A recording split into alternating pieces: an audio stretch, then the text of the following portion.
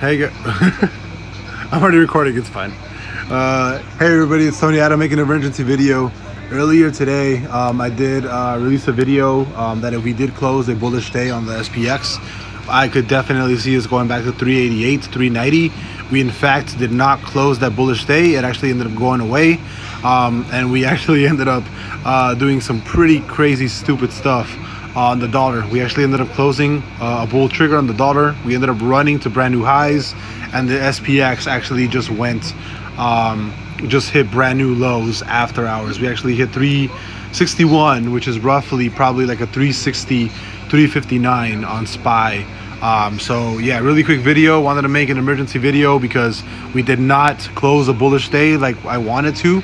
Well, I didn't really want to because I'm still 100% bearish, but you know, in the morning, if you saw, we had this little red dot up here on the RMACD. Again, by the end of the day, it gave it away. And I think this is pretty bad. I think this is a pretty good chance that we go down to 355. I'll see you guys later. Bye bye.